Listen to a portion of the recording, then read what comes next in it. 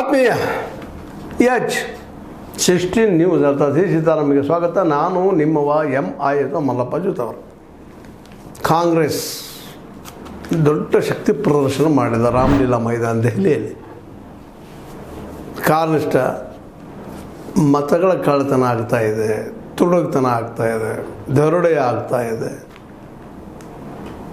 ತಮಗೆ ಹೆಂಗೆ ಬೇಕು ಹಂಗೆ ಎಲೆಕ್ಷನ್ ಕಮಿಷನ್ ಎಲೆಕ್ಷನ್ ಮಾಡ್ತಾಯಿದೆ. ಹೀಗಾಗಿ ಪ್ರಜಾಪ್ರಭುತ್ವದಲ್ಲಿ ಸಾಯ್ತಾ ಇದೆ ಅಂತೇಳಿ ಆರೋಪ ಮಾಡ್ತಾಯಿದೆ ಕಾಂಗ್ರೆಸ್. ಇವತ್ತು ಕಾಂಗ್ರೆಸ್ಸಿಗೆ ಈಗ ನಿಮಗೆ ಹಲವು ಸಲ ಚರ್ಚೆ ಮೂಲಕ ಹೇಳಿದ್ದು ತನ್ನ ಅಳಿವು ಉಳಿವಿನ ಪ್ರಶ್ನೆ ಆಗಿದೆ. ಒಂದು ಕಡೆ ಕರ್ನಾಟಕದಲ್ಲೇ ಸಿದ್ದರಾಮಯ್ಯ DK ನಡಕಿನ ತಿಕ್ಕಾಟ, ಇದು ಎಲ್ಲಿ ಏನಾಗ್ತದೋ ಅನ್ನೋ ಭಯ, ಜೊತೆಗೆ ತನ್ನ ಅಸ್ತಿತ್ವವನ್ನು ಕಾಪಾಡ್ಕೋಬೇಕಾಗಂಥದ್ದು ಒಂದು ಅಪೇಕ್ಷೆ ಮಾಡಿತ್ತು ಕಾಂಗ್ರೆಸ್ ಮತ್ತು ರಾಹುಲ್ ಗಾಂಧಿ.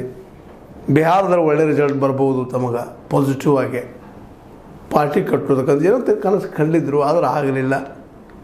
ಹಾಗಂತೇಳಿ ನಿರಾಶೆಯಾಗಿ ನಿಂತಿಲ್ಲ ಅವರು. ಹಾಗೂ ಮತ ಕಳ್ಳತನದ ಆರೋಪ ಮಾಡಿದರು, ಜಬರ್ದಸ್ತ್ ಪ್ರಸಾರ ಮಾಡಿದರು. ಅದೇ ಕಾಲಕ್ಕೆ OBCನೂ ತೊಗೊಂಡು ಬಂದರು. ಆದರೂ ಯಶಸ್ವಿ ಕಾಣಲಿಲ್ಲ. ಯಶಸ್ವಿ ಆಗಲಿಲ್ಲ ಯಾಕೆ? ಇದು ಭಾಳ ಮಹತ್ವದ ಪ್ರಶ್ನೆ. ಇವತ್ತು ಆ ನೆಲಗಟ್ಟಿನಲ್ಲಿ ರಾಮಲೀಲಾ ಮೈದಾನ ದೊಡ್ಡ ರ್ಯಾಲಿ ಮಾಡಿದ್ದಾರೆ. ಆ ರ್ಯಾಲಿಯಲ್ಲಿ ವಿಶೇಷವಾಗಿ ಏನಪ್ಪ ಅಂದ್ರೆ ಮುಖ್ಯ ಆಕರ್ಷಣೀಯ ವ್ಯಕ್ತಿ ಅಂತಂದ್ರೆ ರಾಹುಲ್ ಗಾಂಧಿ, ಇನ್ನೊಬ್ಬರು ನಮ್ಮ ಮಲ್ಲಿಕಾರ್ಜುನ ಖರ್ಗೆ, ಅವ್ರ ಜೊತೆ ಸೋನಿಯಾ ಗಾಂಧಿ, ಇನ್ನೊಬ್ಬರಂದು ಪ್ರಿಯಾಂಕಾ ವಾದ್ರಾ ಗೊತ್ತದ ಅಥವಾ ಗಾಂಧಿ. ಇವರು ಇವತ್ತು ಈ ಪಾರ್ಟಿಯ ಮೇನ್ ಕಂಬ ಆಗಿದ್ದಾರೆ ಅನ್ನೋದಷ್ಟ ಮುಖ್ಯದ ನೆನಪಿಡುವಂಥದ್ದು.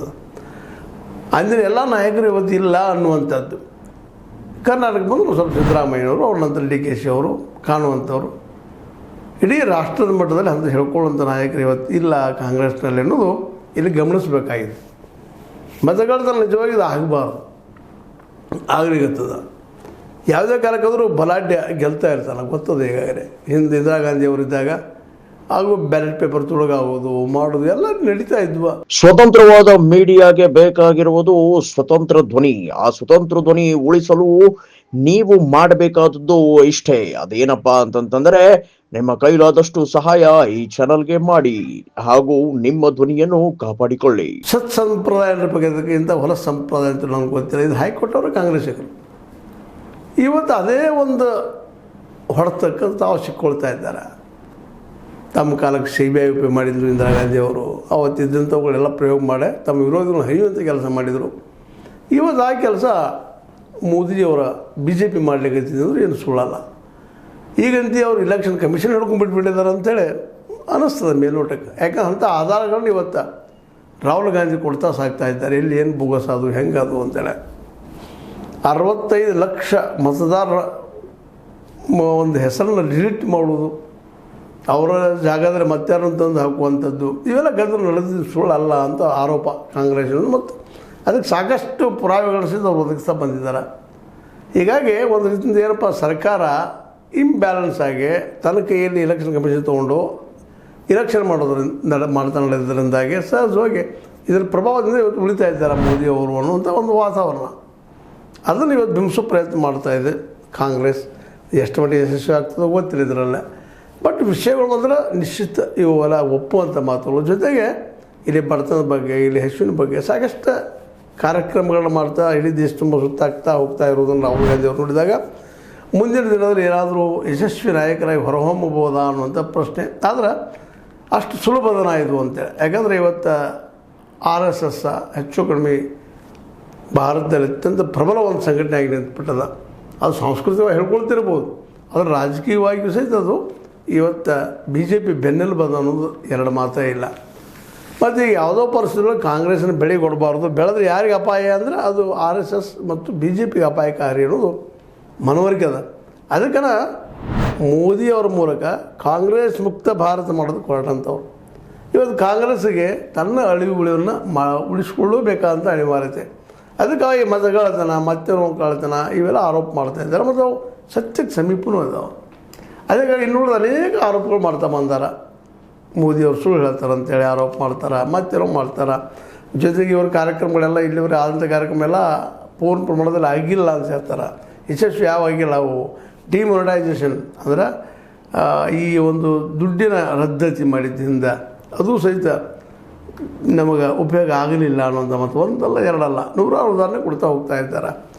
ಅಂದರೆ ಒಟ್ಟಾರೆಯಾಗಿ ಆಳುವ ಪಕ್ಷದ ದೋಷಗಳನ್ನು ಭಾಳ ಚೆನ್ನಾಗಿ ಬಿಂಬಿಸೋದ ಕೆಲಸವನ್ನು ಇತ್ತೀಚೆಗೆ ರಾಹುಲ್ ಗಾಂಧಿಯವರು ಮಾಡ್ತಾಯಿದ್ದಾರೆ. ಆದರೆ ಅದರ ರಿಸಲ್ಟ್ ಪಾಸಿಟಿವ್ ಆಗಿ ಇನ್ನೂ ಕೂಡಿ ಬರ್ತಾ ಇಲ್ಲ. ಇದಕ್ಕೆ ಕಾರಣ ಏನು ಅಂದ್ರೆ ಮಧ್ಯದಾಗ ಹೇಳಿದ್ದಾರೆ, ಈಗಾಗಲೇ ವಿರೋಧ ಪಕ್ಷಗಳು ಹೊಂದಾಣಿಕೆ ಇಲ್ಲ, ಜೊತೆ ಕಾಂಗ್ರೆಸ್ನ ಪ್ರಮುಖ ನಾಯಕರ ಬಿಟ್ಬಿಟ್ಟು ಹೋಗೋದು ಹೊರಗೆ. ಅದರ ನಂತರ ಸ್ವತಃ ರಾಹುಲ್ ಗಾಂಧಿ ಉಳಿದ್ರೂ ಸಹಿತ ಇವ್ರ ವಿಚಾರಗಳನ್ನು ಜನಕ್ಕೆ ಮುಡಿಸೋಂಥ ಒಂದು ದೊಡ್ಡ ಸಂಘಟನೆ ಇಲ್ಲಿಲ್ಲ. ಇದು ಭಾಳ ಮಹತ್ವದ. ಕಾಂಗ್ರೆಸ್ನ ಮೇನ್ ಏನಪ್ಪ ಮುಖ್ಯದಂಥ ಧಾರಾವಾಹಿ ಒಂದು ವಾಹಿನಿಯಲ್ಲಿದ್ದಂತಹ ಕಾಂಗ್ರೆಸ್ ನಾಯಕರು ಜನ ಒಬ್ಬೊಬ್ಬರು ಬಿಟ್ಟು ಹೋಗಿಬಿಟ್ರು, ಮತ್ತೊಂದು ಪಕ್ಷಕ್ಕೆ ಹೋದರು, ಮತ್ತೇನೋ ಆದರು. ಅದರ ನಂತರ ಎರಡನೇ ಸ್ಟೇಜ್ ನಾಯಕರಲ್ಲಿ ಕೊರತೆ ಇರೋದರಿಂದ, ಇಲ್ಲಿ ಸಂಘಟನೆ ಕೊರತೆ ಇರೋದರಿಂದಾಗೆ ಸಹಜವಾಗಿ ಜನರಿಗೆ ಇವ್ರ ವಿಚಾರ ಹೋಗಿ ಮುಟ್ತಾ ಇಲ್ಲ. ಮತ್ತು ಅದೇ ಕಾಲಕ್ಕೆ ಮೇನ್ ಮೀಡಿಯಾ ಏನದ, ಮೇನ್ ಮೀಡಿಯಾ ಇದ್ದಿದ್ದು ಹೆಚ್ಚಿಗೆ ಪ್ರಚಾರ ಕೊಡ್ತಾ ಇಲ್ಲ. ಮೇನ್ ಮೀಡಿಯಾಕ್ಕೆ ಇವರು ಅವಶ್ಯ ಇಲ್ಲ. ರಾಹುಲ್ ಗಾಂಧಿಯವರು ಏನಿದ್ರು ಇವತ್ತು ಸೋಷಿಯಲ್ ಮೀಡಿಯಾದಲ್ಲಿ ಇದನ್ನು ಮಾಡಬೇಕಾಗ್ಯದ, ಜನ ಅದನ್ನು ತಿಳ್ಕೊಬೇಕಾಗಿದೆ ಸೋಷಿಯಲ್ ಮೀಡಿಯಾದಿಂದ. ಹೀಗಾಗಿ ಎಷ್ಟೋ ವಿಷಯಗಳು ಮುಟ್ಟದು ಹೋಗುವಂಥದ್ದು. ಈ ಸಂದರ್ಭದಲ್ಲಿ ಮತಗಳತನ ನಡೀತದೆ ಅಂತೇಳಿ ಇದಕ್ಕಾಗಿನ ರಾಮಲೀಲಾ ಮೈದಾನ ದೊಡ್ಡ ಫಂಕ್ಷನ್ ಮಾಡಿದ್ದಾರೆ, ರಣಕಾಳಿನ ಓದಿದ್ದಾರೆ. ಇದು ನಿಲ್ಲಿಸ್ಬೇಕಪ್ಪ ಇದು. ಯಾಕಂದರೆ ಗೆಲ್ಲುವ ಹೊಸ ಸಂದರ್ಭ ಹುಡುಕ್ತಾ ಇದ್ದಾರೆ BJPಗರು. ಆ ರೀತಿ ಗೆಲ್ತಾ ಇದ್ದಾರೆ, ನಮ್ಗೆ ಮೋಸ ಮಾಡ್ತಾಯಿದ್ದಾರೆ, ಜನರಿಗೆ ಮೋಸ ಮಾಡ್ತಾಯಿದ್ದಾರೆ ಅನ್ನೋಂಥದ್ದು ಪ್ರಬಲವಾದ ಆರೋಪ. ಅದರಲ್ಲಿ ಹೇಳಿದ್ದೆ, ನಮ್ಗೆ ಒಮ್ಮೆಟ್ಟು ಹಿಂದಿನ ಎಪಿಸೋಡಲ್ಲಿ ಹೇಳಿದೆ ನಾನು, ಒಂದೇ ಸ್ಥಾನದಲ್ಲಿ ನೂರಾರು ವೋಟರ್ಗಳು 500-600 ವೋಟರ್ಗಳು ಸಹ ಒಂದೇ ಸ್ಥಾನದಲ್ಲಿ ಇರುವಂಥದ್ದು ನೋಡಿದ್ದೀವಿ ನಾವು ಅಂತ ತೋರಿಸಿದ್ರು ಅವರು. ಫ್ಯಾಕ್ಟ್ ಆ್ಯಂಡ್ ಫಿಗರ್ಸ್ ಅಂತೇಳಿ ಈ ಎಲ್ಲ ನೆಲೆಗಟ್ಟಿನಲ್ಲೇ ಈ ಮತಗಾಳತನ ನಿಲ್ತರೆ ಇಲ್ಲಿ ಪ್ರಜಾಪ್ರಭುತ್ವ ಉಳಿಲಿಕ್ಕೆ ಸಾಧ್ಯತೆ ಇಲ್ಲ. ಪ್ರಜಾಪ್ರಭುತ್ವ ಅನ್ನೋದು ಇಲ್ಲ, ಇಲ್ಲೇ ಇದು ಡಿಕ್ಟೇಟರ್ಶಿಪ್ ಬರ್ತಾಯಿದೆ. ಪರೋಕ್ಷವಾಗಿ ಇಲ್ಲಿ ಒಂದು ಏನಪ್ಪ ಅಂದ್ರೆ ಒಬ್ಬ ವ್ಯಕ್ತಿ ಆಳುವ ವ್ಯವಸ್ಥೆ ಬರ್ತಾಯಿದೆ. ನಿರಂಕುಶ ವ್ಯಕ್ತಿ ಅಥವಾ ಒಬ್ಬ ಏನಪ್ಪ ಸರ್ವಾಧಿಕಾರಿ ಅಧಿಕಾರಕ್ಕೆ ಬರುವಂಥ ಎಲ್ಲ ಸಾಧ್ಯತೆಗಳು ಹೆಚ್ಚಾಗ್ತಾ ಇದ್ದಾವೆ ಅನ್ನೋಂಥ ಮಾತನ್ನು ನಾವು ಇವತ್ತು ನಂಬೋದ ಸ್ಥಿತಿಗೆ ಬಂದು ನಿಂತಿದ್ದೀವಿ ನಾವು. ಏನೋ ಆಗಲಿ, ಒಟ್ಟಿನಲ್ಲೇ ಇವತ್ತು ಈ ನಮ್ಮ ಕಾಂಗ್ರೆಸ್ ತನ್ನ ಉಳಿವಿಗಾಗಿ ತೀವ್ರವಾಗಿ ಅಷ್ಟ ಪ್ರಬಲವಾಗಿ ನಿಂತು ಹೋರಾಟ ಮಾಡೋದಕ್ಕೆ ಬಂದು ನಿಂತಿದ್ದು ಭಾಳ ಗಮನಾರ್ಹ. ಇಲ್ಲಪ್ಪ ಅಂದರೆ ಇತಿಹಾಸ ಪುಟಗಳು ಸೇರಿ ಹೋಗೋದು ಗ್ಯಾರಂಟಿನ ಅನ್ನಿಸ್ತಾ ಇದೆ. ಏನೇನಾದರೂ ಒಳ್ಳೆ ರಿಸಲ್ಟ್ ಬರ್ಬೋದು ಭಾಳಷ್ಟು ಅಪೇಕ್ಷೆ ಮಾಡಿದ್ರು ಜನ, ಬರಲಿಲ್ಲ. ಇದು ಹೆಚ್ಚಾಗ್ತಾ ನಡೆದಲ್ಲ ಅಂತರ. ಮತ್ತು ಇನ್ನೊಂದು ವಿರೋಧಿಗಳೆಲ್ಲ ಒಂದಾಗಬಹುದು ಅಂತ ಹೇಳಿದ್ರೆ ಅಲ್ಲೂ ಸಹಿತ ಒಂದಾಗುವ ಎಲ್ಲ ಸಾಧ್ಯತೆಗಳು ಕಡಿಮೆ ಆಗ್ತಾ ನಡೆದಿದ್ದಾವೆ. ಒಂದನೇದಾಗೆ ಬ್ಯಾನರ್ಜಿ ಆಗಿರ್ಬೋದು, ಅದರ ನಂತರ ಅನೇಕ ನಾಯಕರು ನಮ್ಮ ಏನಪ್ಪ ಅಂದ್ರೆ ಶರದ್ ಪವಾರ್ ಅವರಾಗಿರ್ಬೋದು, ಅಥವಾ ನಮ್ಮ ಶಿವಸೇನೆಯ ಈ ಠಾಕ್ರೆ ಅವರಾಗಿರ್ಬೋದು, ಅನೇಕ ರೀತಿ ತೊಗೊಂಡ್ರೆ ಯಾವ ನಾಯಕರು ಸಹಿತ ನಮ್ಮ ಕಾಂಗ್ರೆಸ್ ಜೊತೆ ಗುರುತಿಸ್ಕೊಳ್ಳೋದಕ್ಕಿಂತ ಸಹಿತ ಇದ್ದಾರೆ. ಹೀಗಾಗಿ ಅನಿವಾರ್ಯವಾಗಿ ಇವತ್ತು ಕಾಂಗ್ರೆಸ್ ತನ್ನ ಅಳಿವನ್ನು ತಪ್ಪಿಸೋದಕ್ಕಾಗಿ ಶೀಘ್ರ ಮತ್ತು ಉಗ್ರವಾದ ಹೋರಾಟವನ್ನು ಮಾಡುವುದು ಅನಿವಾರ್ಯ ಆಗಿದೆ. ಆ ಕೆಲಸವನ್ನು ರಾಹುಲ್ ಗಾಂಧಿಯವರು ವ್ಯವಸ್ಥಿತವಾಗಿ ಮಾಡ್ತಾ ಇದ್ದಾರೆ. ಮತಗಾಳತನದ ಏನಪ್ಪ ಅಂತಂದ್ರೆ ಇವರು ಎಂಥ ಭ್ರಷ್ಟರು ಮತದಾನದಲ್ಲೇ ಮತ್ತು ಪ್ರಜಾಪ್ರಭುತ್ವ ದೇಶದಲ್ಲಿ ಇಲ್ಲ ಅನ್ನೋದು ಬಿಂಬಿಸುವಂಥ ಪ್ರಯತ್ನವನ್ನು ಮಾಡ್ತಾ ಇದ್ದಾರೆ. ಮತ್ತು ಮ್ಯಾಕ್ಸಿಮಮ್ ಕರೆಕ್ಟ್ ಅದ ಅಂತ ಅನ್ನಿಸ್ತದೆ.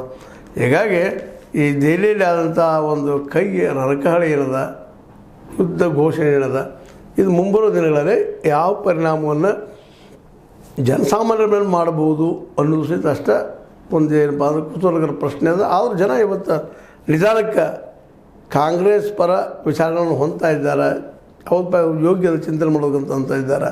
ಇದೆಲ್ಲ ನೆಲೆಗಟ್ಟಿನಲ್ಲೇ ಇವತ್ತಿನ ಈ ಮತಗಾಳತನದ ರಣಕಾಳೆ ಮಾತ್ರ BJPಗೆ ತೊಂದರೆ ನೀಡಬಹುದು ಅನ್ನುವಂಥ ಮಾತು. ಆದರೂ ಅದಕ್ಕೆ ಅವರು ಪ್ರತಿಯಾಗಿ ಏನು ಮಾಡಬೇಕು, ಬುದ್ಧಿವಂತರ ಥರ ಮಾಡ್ತಾರೆ. ಆದರೆ ಇದು ಮಾಡಿದ್ದು ಮಾತ್ರ ಈಗ ನಮ್ಮ ಏನಪ್ಪ ಅಂತಂದ್ರೆ ಮತಗಾಳತನದ ಪ್ರಭಾವಿ ಆಗ್ತದೆ ಅನ್ನೋದು ಅಷ್ಟ ಸತ್ಯದ ಅಂತ ಹೇಳ್ತಾ, ಏನೋ ಆಗಲಿ ಮತಗಾಳತನ ಆಗದ ಪ್ರಾಂಜಲವಾಗಿ ಪಾರದರ್ಶಕವಾಗಿ ಪ್ರಾಮಾಣಿಕವಾಗಿ ಎಲೆಕ್ಷನ್ ನಡೀಬೇಕಾಗಿದ್ದು ಬಹಳ ಮುಖ್ಯ ಕರ್ತವ್ಯ ಅಂತ ಮತ್ತೆ ನೆನಪಿಸ್ತಾ, ಏನೋ ಆಗಲಿ ಕಾಂಗ್ರೆಸ್ ಮಾತ್ರ ಹೋರಾಟ ನಿಲ್ಲಿಸಬಾರದು, ಇದೇ ರೀತಿ ಮುಂದುವರಿಸ್ತಾ ಹೋಗ್ಬೇಕಂತೇಳಿ ಇದೇನು ಮಾಡ್ತಾರೆ ನೋಡೋಣ ಮುಂದಿನ ದಿನದಲ್ಲಿ ಅಂತ ಹೇಳ್ತಾ, ಇದು ನಿಮ್ಮ ಲೈಕ್ ಇರ್ಬೋದು, ಲೈಕ್ ಮಾಡಿ, ಶೇರ್ ಮಾಡಿ, ಕಾಮೆಂಟ್ ಮಾಡಿ, ಜೊತೆಗೆ ಸಬ್ಸ್ಕ್ರೈಬ್ ನಿಲ್ಲಿಸ್ಬಿಟ್ಟು H16 ನ್ಯೂಸ್ ಅರ್ಧ ಹೇಳಿ ಸತ್ಯದ ಕೈಗಳಲ್ಲಿ ವಂದನೆಗಳು.